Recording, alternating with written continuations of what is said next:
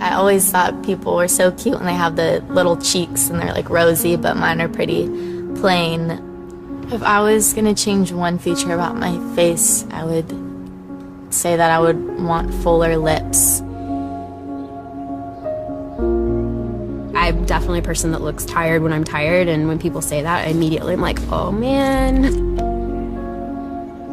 I'm starting to already get little crow's feet and stuff, which like my mom has, so yeah. I'm a forensic artist. I was trained at the FBI Academy in 1993 in composite art. Worked for the San Jose Police Department as the police artist from 1995 to 2011. We didn't really know what we were doing, so that was nerve-wracking for everyone. I showed up to a place I'd never been and walked into this big warehouse, and at the very end there was a guy with his back to me with a drafting board. I had a curtain separating me so that I don't see him. We'll begin. First of all, tell me about your hair. Brown, long, I guess a little bit past my shoulders. Your jaw. My mom told me I had a big jaw. Yeah, they're brown eyebrows, dark brown eyebrows. Okay. I didn't know what he was doing, but then I could tell after several questions that he was drawing me. Tell me about your chin. I guess I haven't really compared it to anyone else's chin, but especially when like I smile, I just feel like it kind of protrudes a little bit. What would be your most prominent feature? I kind of have a fat, rounder face. The older I've gotten, the more freckles I've gotten. You sort of realize, oh man, now I have to talk about myself and think about my looks. I'm 40, so I'm starting to get a little bit of the crow's feet thing going on. Once I get a sketch, I say thank you very much, and then they leave. I don't see them. I still didn't know. All I had been told before the sketch was to get friendly with this other woman, Chloe. Today I'm going to ask you some questions about a person you met earlier, and I'm going to ask you some general questions about their face. She was thin, so you could see her cheekbones. And her chin was a nice, thin chin.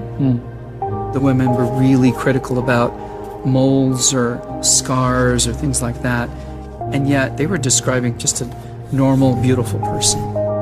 She had nice eyes. They lit up when she spoke and were very expressive. The length of the nose, what is that like? Short. Short. Yeah, cute nose. Her face was fairly thin. She had blue eyes, very nice blue eyes. Okay.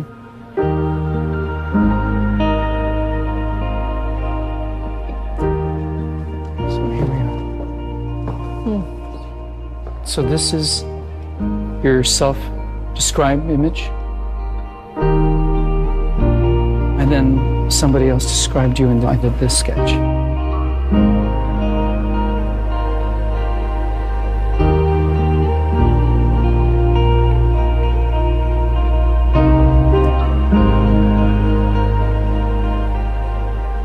I have this whole thing about having dark circles and crow's feet around my eyes, and that was not part of the sketch at all that the stranger did. The stranger's was a little more like gentle.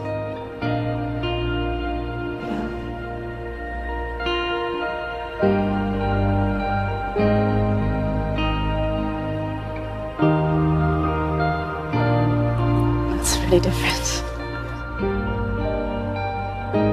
Which is very strange.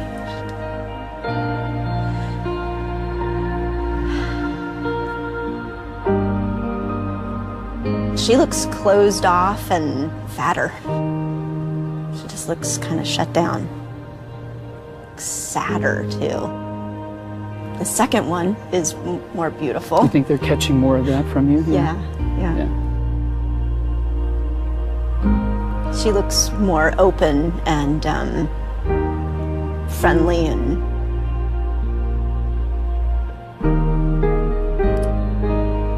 happy. I've come a long way in how I see myself, but I think I still have some way to go.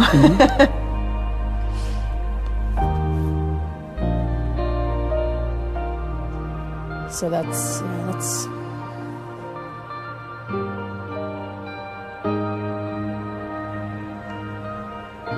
I have some work to do on myself. Do you think you're more beautiful than you say? Yeah. Yeah. Chloe's perception was so clearly different. Her picture looked like somebody I thought I would want to talk to and be friends with, like a happy, light, much younger, much brighter person. He really did do exactly what I told him. Is that what I'm telling people? Is that how I think people should treat me? I don't want that. I almost looked like I had described myself as someone that was angry and dark. It really affected me. I think it's going to affect me for a long time. It's troubling.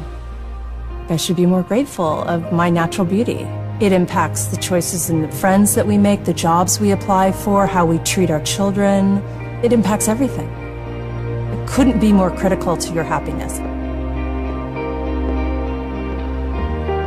Our self-perceptions are generally kind of harsh and unbecoming when really that's not how the world sees us. We spend a lot of time as women analyzing and trying to fix the things that aren't quite right, and we should spend more time appreciating the things that we do like.